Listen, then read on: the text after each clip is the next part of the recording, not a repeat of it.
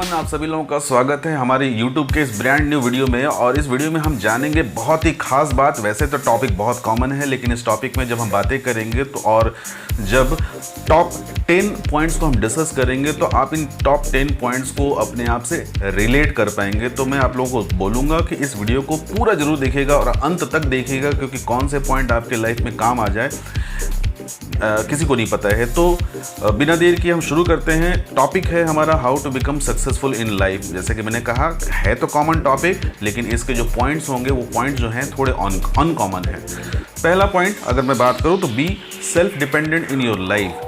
बहुत सिंपल सी चीज़ है। आज की डेट में हम सबसे ज़्यादा कमज़ोर कब होते हैं? जब हम किसी पर निर्भर होते हैं।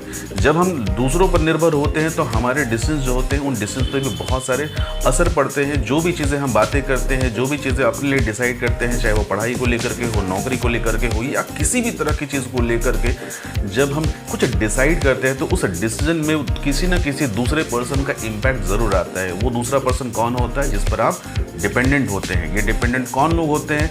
ये दोस्त हो सकते हैं, या आपके पेरेंट हो सकते हैं, या फिर आपके कोई भी जान पहचान के लोग हो सकते हैं, या हो सकता है आप जहां जॉब करते हैं वहां पर बॉस हो सकते हैं।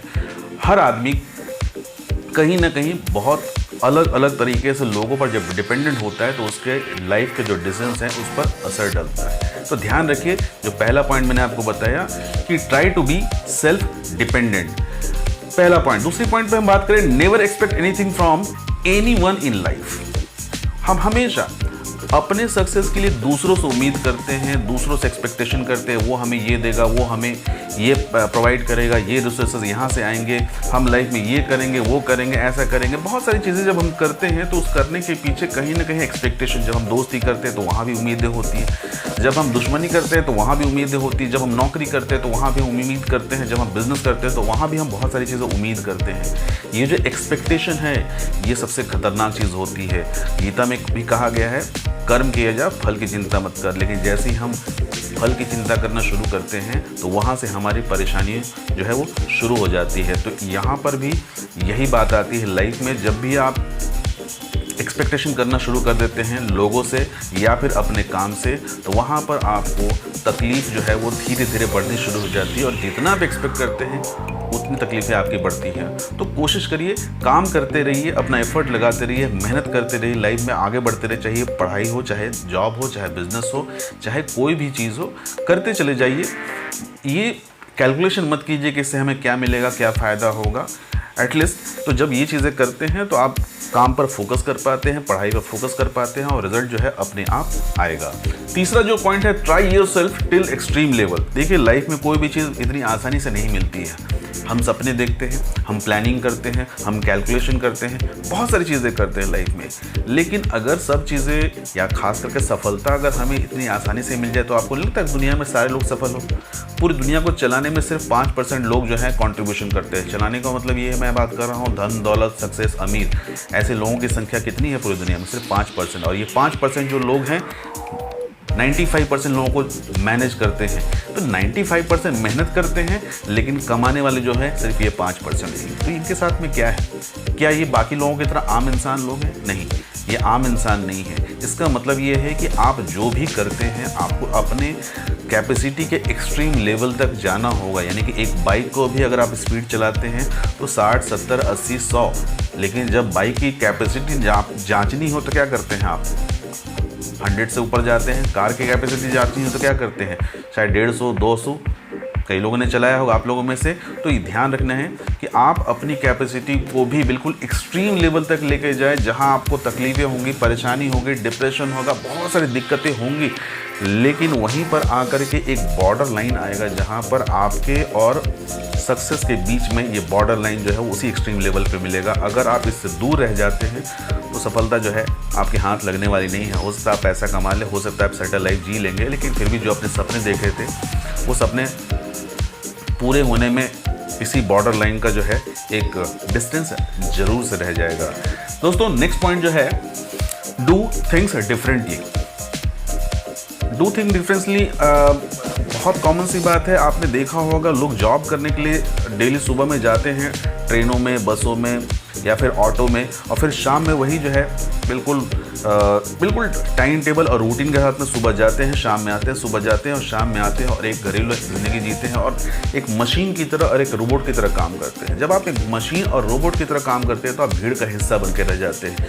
जब लोग आपसे सेम चीज़ एक्सपेक्टेशन करना शुरू करते हैं कि हाँ आज आप इतने बजे आओगे, इतने बजे जाओगे, ये काम करोगे, ऐसे टिफ़िन खाओगे, ये करोगे, वो करोगे, जब आपको लोग कैलकुलेशन करना शुरू कर देते हैं, इसका मतलब ये है कि आप प्रेडिक्टेबल हो जाते हैं। जब लोग आपको प्रेडिक्ट कर सकते हैं, यानी कि आपका अंदाज़ा लगा सकते हैं, तो आप खास कभी नहीं बन सकते। खास वही होता है जो चीज़ों को अलग तरीके से करता है। चाहे आप स्पोर्ट्स पर्सन देख लीजिए, चाहे आप सेलिब्रिटी देख लीजिए, चाहे दुनिया में आसपास में जितने भी सक्सेसफुल लोग हैं, हर किसी को देख लिए, वो हर एंगल से कहीं ना कहीं किसी न किसी मामले में दूसरों से अलग ज़रूर है। और यही जो अलग, यानी कि यही जो डिफरेंट क्वालिटी होती है, यानी काम को करने के तरीके जो होते हैं, उसको दूसरों से अलग बनाती है। तो अगर आपको भी सक्सेस पाना है तो सक्सेसफुल इंसान जो होता है वो कॉमन नहीं होता है, वो अनकॉमन होता है।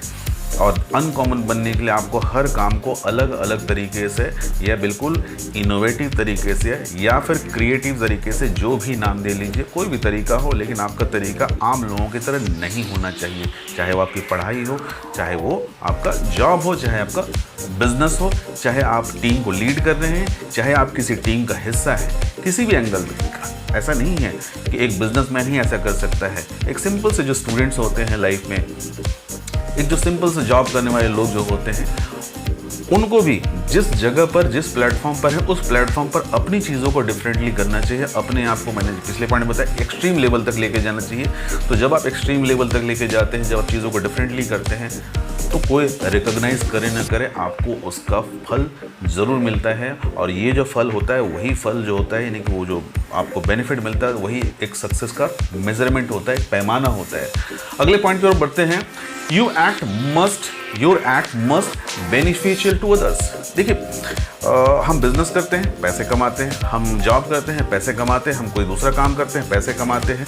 अक्सर लोग कैलकुलेशन पैसे से करते हैं, यानी कि हम हमेशा अपने बारे में सोचते हैं इन टर्म्स ऑफ मनी कि हम कितना पैसा कमा लेते हैं, हम कितना ऐश और आराम कर लेते हैं, हमारी लाइफ में कितनी सारी चीज़ें हैं। जब आप अपने लिए काम करते हैं तो आपको हमेशा सफलता नहीं मिलती है और कई बार तो नुकसान ही होता है। तो कहा जाता है कि आप जो भी काम करते हैं, आपके काम करने से कितने लोगों का भला होता है, कितने लोगों का फ़ायदा होता है, कितने लोगों का इनकम बढ़ता है, कितने लोग डेवलप करते हैं, कितने लोग ग्रो कर जाते हैं। तो एक इंसान के अगर काम करने से सामने में 10 लोगों का भला हो रहा हो, 10 लोगों को पैसा इनकम हो रहा है, 10 लोग जो है धीरे धीरे अपने लाइफ स्टाइल को ठीक कर रहे हैं, 10 लोग जो हैं कहीं ना कहीं डेवलप कर रहे हैं, तो आप उन 10 लोगों की क्षमता के बराबर आप अकेले हैं। तो हमेशा इस बात को याद रखिए कि ऐसे काम करिए, ऐसे एक्ट करिए, ऐसी चीज़ों में इन्वॉल्व अपने आप को रखिए, प्रोफेशनली हो चाहे पर्सनली हो, जहाँ दूसरों को फ़ायदा मिले। खुद लीडर बन के कोई फ़ायदा नहीं है अगर आपके सामने वाला पर्सन जो है वो लीड ना कर सके, अगर उसके पास में वो क्वालिटी ना हो।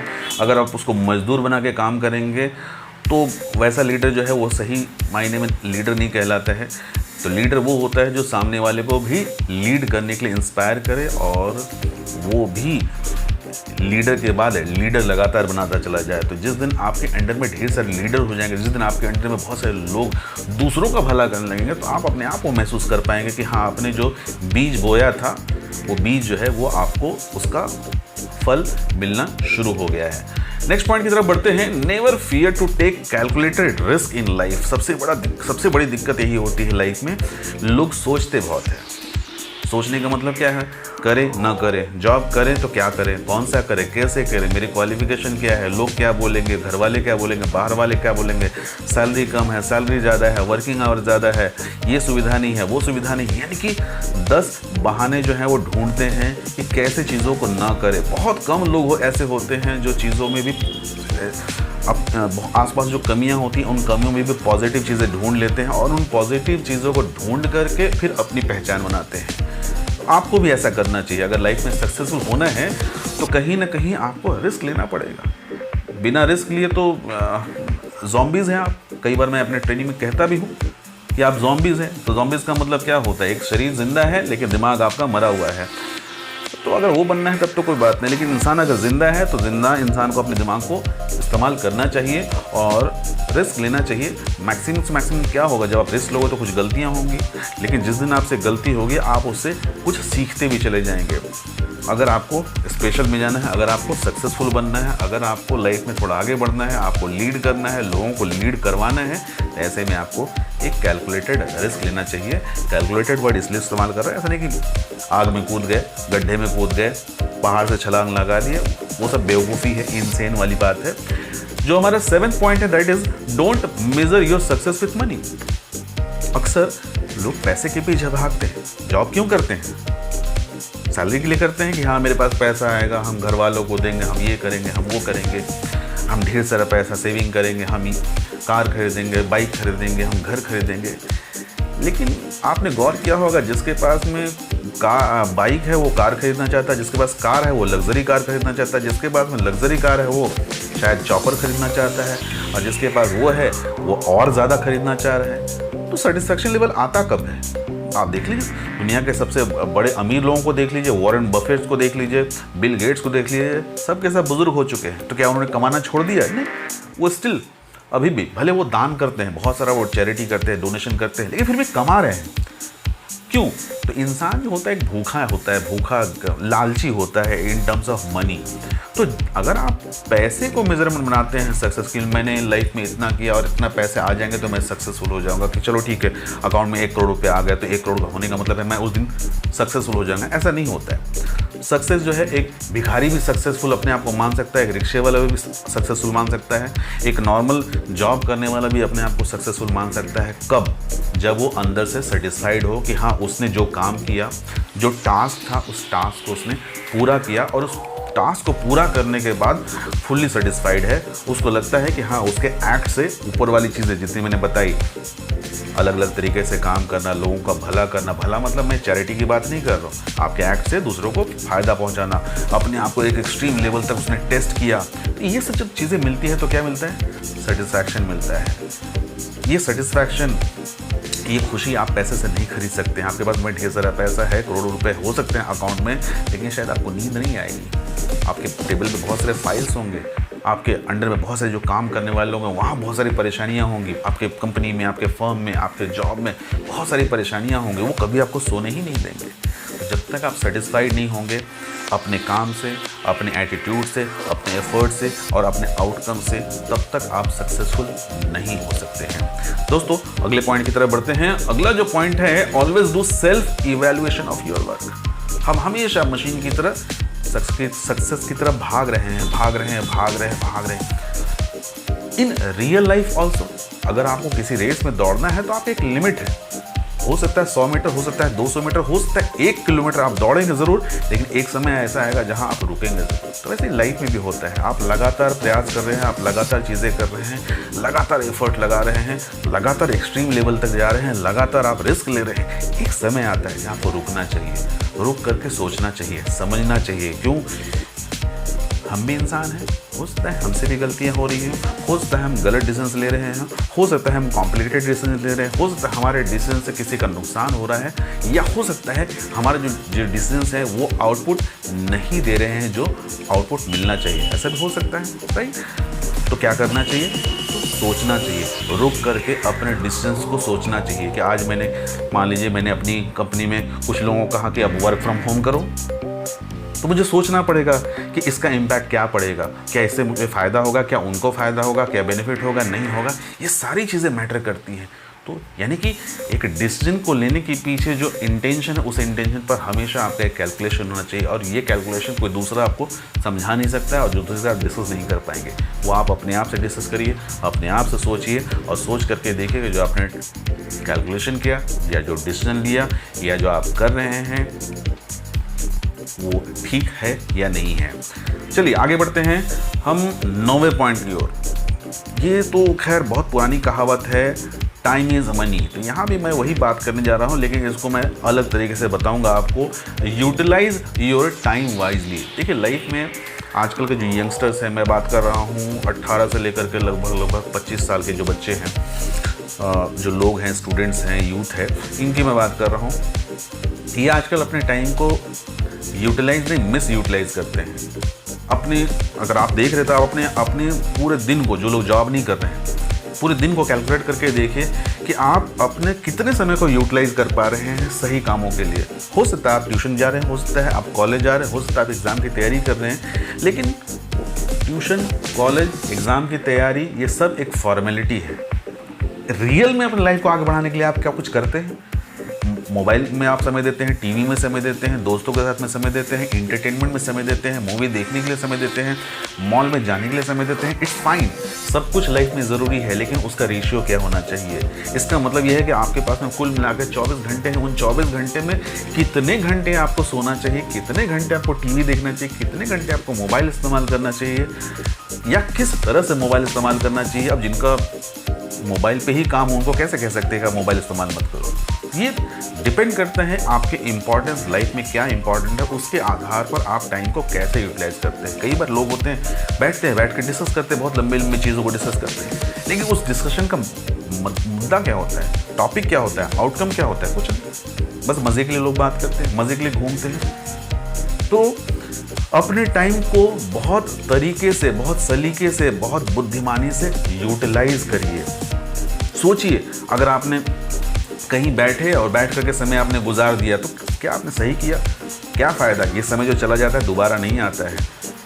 जो छोटे थे तो बड़े बड़े सपने देखते थे, बड़े थे तो सपने इतने बड़े हो गए कि अब वहाँ तक आप पहुँच नहीं सकते हैं। माँ बाप के सपने अलग थे, आपके सपने अलग थे, आपके दोस्तों ने अलग सपने देख रखे थे। हम तो सब सपनों को ही पूरा करते करते कहीं ना कहीं बिखर जाते, इतने छोटे हो जाते हैं कि हमारे सपने बहुत बड़े हो जाते हैं। तो बेहतर है कि आज अभी अगर आप वीडियो देख रहे हैं और आपकी उम्र 18 साल है या आपकी उम्र 24 साल है, तो कुछ भी बदला नहीं है, कुछ भी देर नहीं हुई है।